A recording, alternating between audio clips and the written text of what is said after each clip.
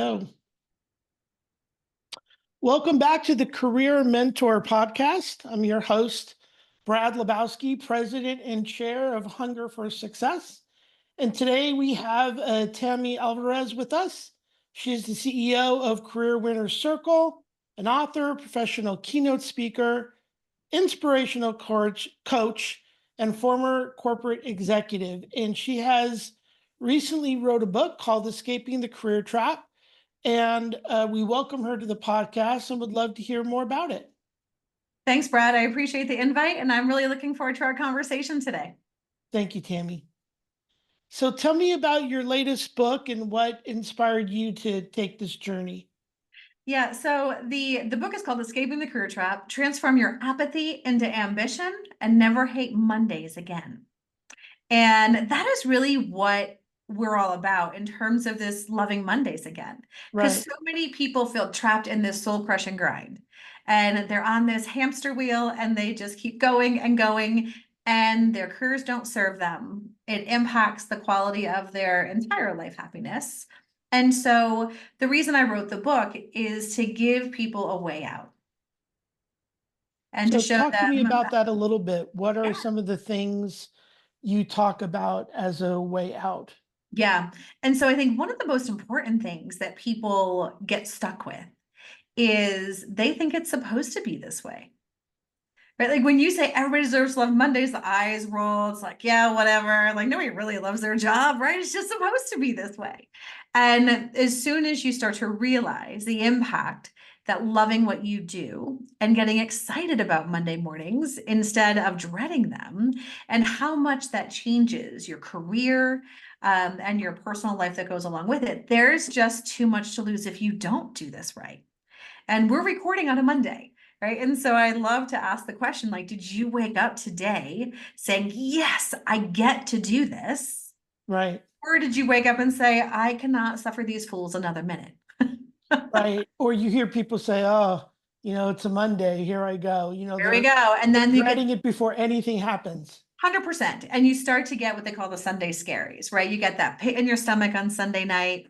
You start to feel stress. Maybe you start to check in on some emails to get ahead of the freight train that is coming your way, for the week.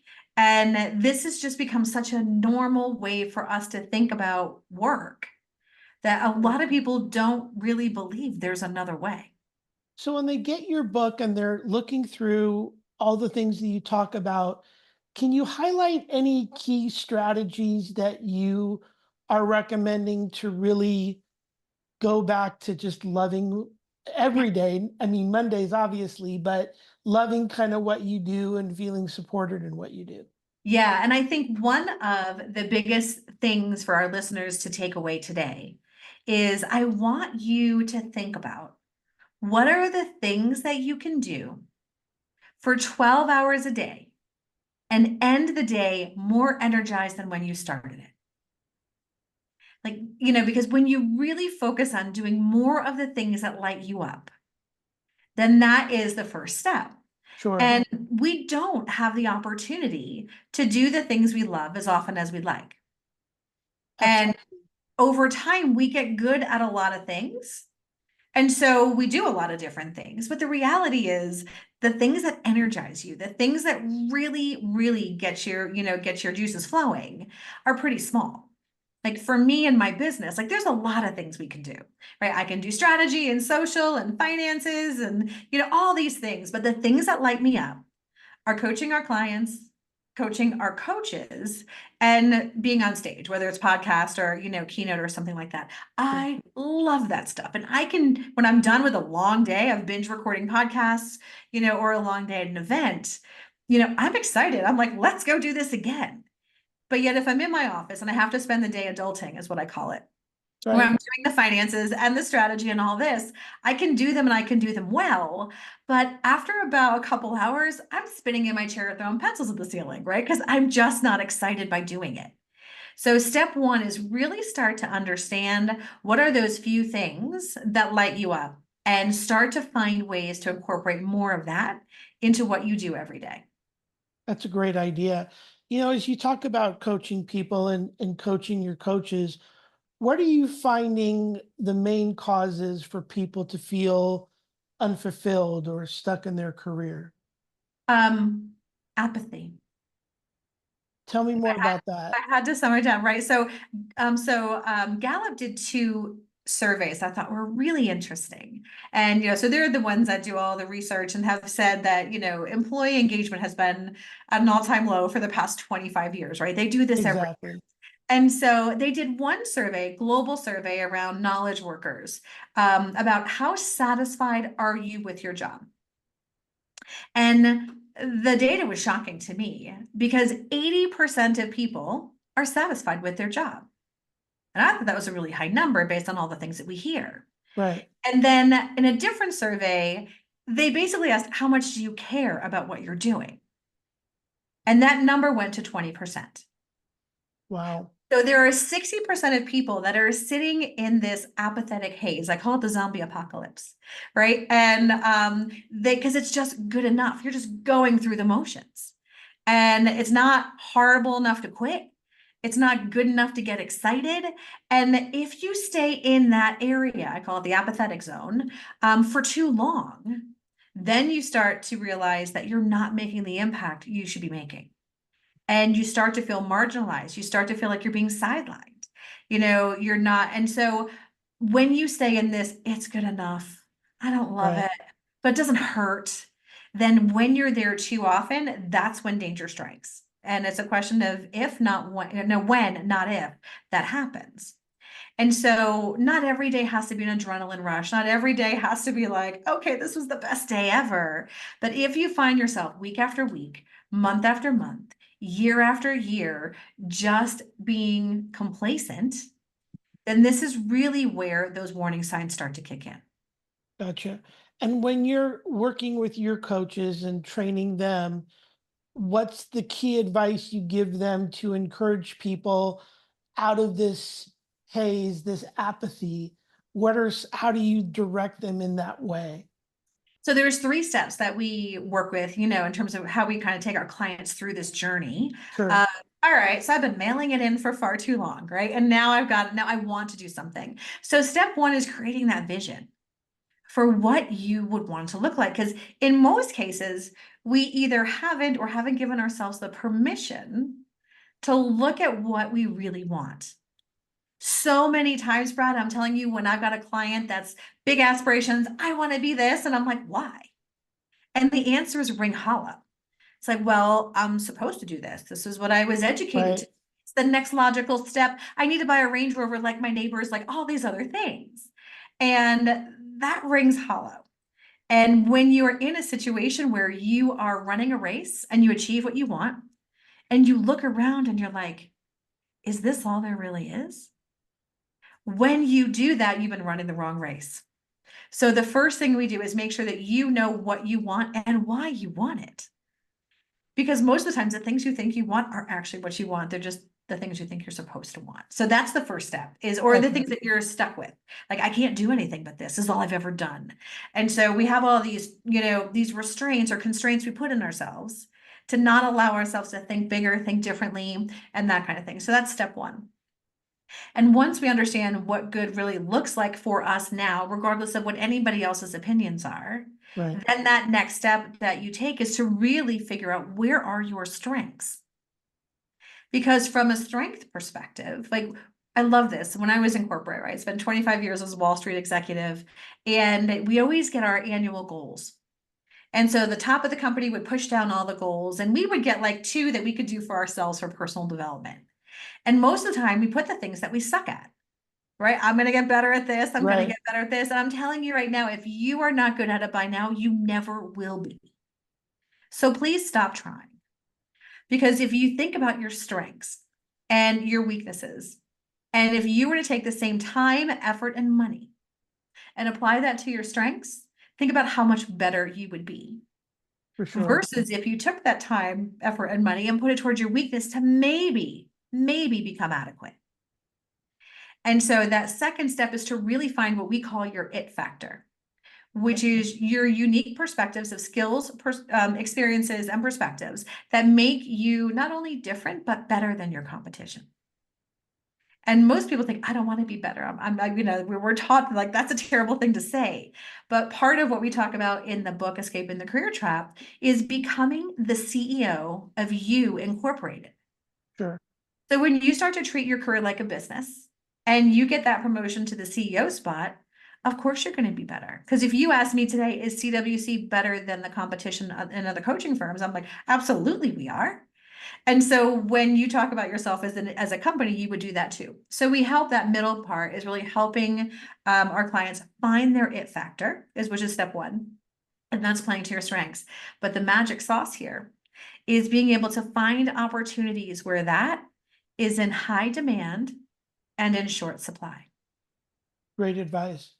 So that's, so, and then once we do that, the third thing, because this is not pixie dust, you have to take action. Yeah. And so you got to get out of your head and start to do the things that put this stuff in motion for you and for your career. Those are great steps, and a lot stems from strength-based management, which our participants definitely read about and view. And so I think it's great. Tammy, like some of us, you've had this long career of just elevating and strengthening. But I'm sure, like most of us, it didn't start that way. So what I think would be great to hear from you, because I think it would inspire our listeners.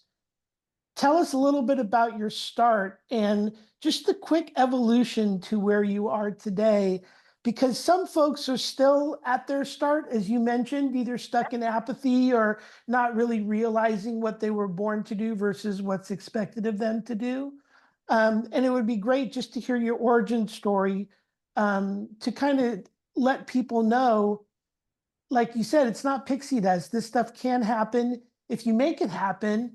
And I just love to hear your origin story a little bit, to Absolutely. give people that example that this is real, that it Yeah. can be accomplished. Well, and so I didn't get through my corporate career like everyone else did. As it turns out, I didn't get my college degree until I was 40. Again, I was a managing director on Wall Street at 35. And I was always in male dominated industries. So I was usually the only woman at the table, up until recently, the youngest, right? Although those days are gone. So I'm not sure I'm happy or sad about that, but it is true. And this really all stemmed from the fact that, when I was a teenager, I was at 15, my parents had split up. And, it was no big deal. It was all the rage. Everyone was doing it. But Right? long story short, a few months later, my mother, my sister, and I became homeless. Oh my. And my mom was not equipped to handle this. She got pregnant with me in high school. She never finished high school. She helped my dad support his business. And after he left, there was nothing. And when I saw how hard my mom struggled, and when I saw just how, despite like all the things that she was trying, like just all you like what she was going through, plus being an angry 15-year-old girl, right? At that point, like I swore that that was never going to be me. I was not going to let history repeat itself.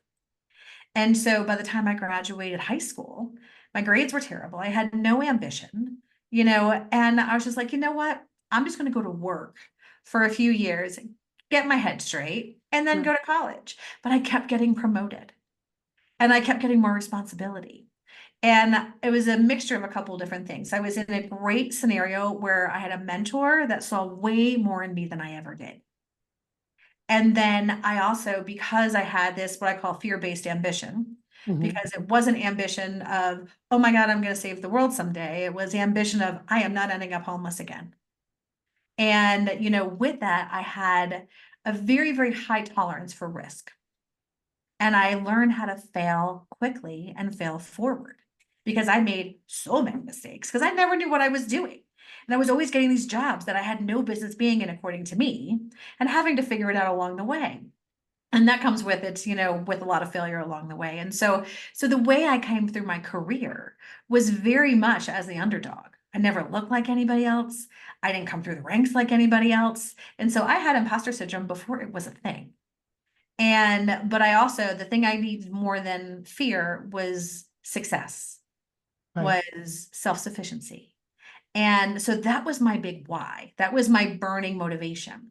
And so I don't care how much of an underdog you think you are.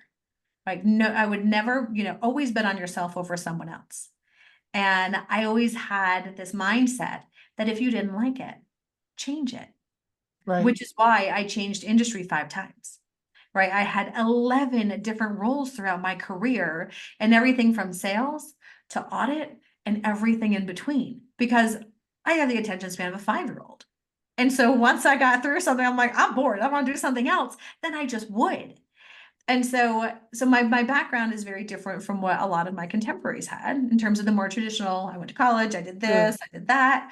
And so I played differently and learned differently. And that's a lot of like how our coaching works. It's very much pragmatic. Like this is what really happens.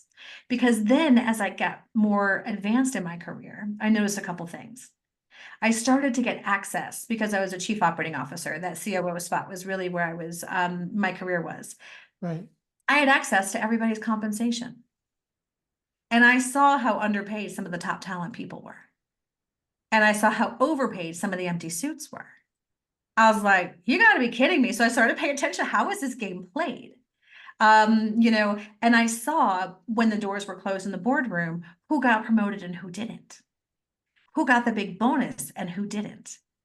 And so the things that I just knew naturally to navigate my career, which is why I got there, and the experiences behind those closed doors are the things that we share with our clients because you need to know. Like, so if you're sitting there working your butt off and no one's recognizing it, that's your fault. It's not the system's fault, it's yours. Right. And you can get recognized, and there's a right way and a wrong way to do that. And so that's just, a little bit about my background and kind of how I came through the ranks because it was definitely not normal. But then I took another pivot. So here I am in this big old job. I made it, right? I'm like, I'm where I'm supposed to be. And I had done it for quite a few years. And I just remember one day I got this this illness. I didn't know it was terminal at the time. But I call it, I don't give a shit-itis. And Gotcha. I just stopped caring. This career I loved for so long, I just could care less about. I'm like, I go to another company, but it's just a different shade of lipstick on the same pig, right? And I'm like, Right. I'm not doing this. So about 6 months after I got my little disease that I didn't know was terminal, I ended up cashing out of Wall Street, moving to a tropical island off the coast of Belize in Central America, and starting this coaching business. Which was Nice. again one of the most terrifying things I've ever done, right? Because I've never been an entrepreneur. And so you can continue to reinvent yourself. It's never too late and it's never too early. But just if you're not waking up fired up every day, it's time to make a change. That's a great story and very empowering in that you can write your own story regardless of circumstances. Mhm. And in our world, we use three very powerful words to help people realize their importance when they don't realize it themselves. And it's you deserve it. Not a lot of people hear that as much as they should. Yeah. And we use it because it's like, regardless of your circumstance, whether it be a disability, whether it be a social circumstance, Mhm. you deserve to do what you were born to do, enjoy it, like you said, love every day, and be very successful at it. And you've proven that. So I just appreciate you sharing that story with us. I think a lot of people will get value from your story. Would love people to get your book, Escaping the Career Trap. I'm sure it's available everywhere. It You can is. get a Yep. book, so that's really important. Um, I thank you for your time. I just appreciate you sharing your story. The tips in your book, I think everyone can benefit from. Sometimes I should say all times we need to change. We need to identify where we are, really challenge ourselves and change for the better. And certainly you've proven that. And I think our listeners can get some really good advice from your book, Escaping the Career Trap, and helping them do that for themselves and for Yeah. their families and for whomever they support. Yeah, So absolutely. And it's if you don't love Mondays, then you need to read the book, right? It's really that simple. Um, there you go. I'll just leave our listeners with one thing to think about. Sure. And that is to get really comfortable with your relationship with failure. Because that's what holds a lot of us back is we don't want to look bad. We don't want to, feel foolish. And especially if we don't look like everybody else or think like everybody else around the table. And here's what I want to leave you with.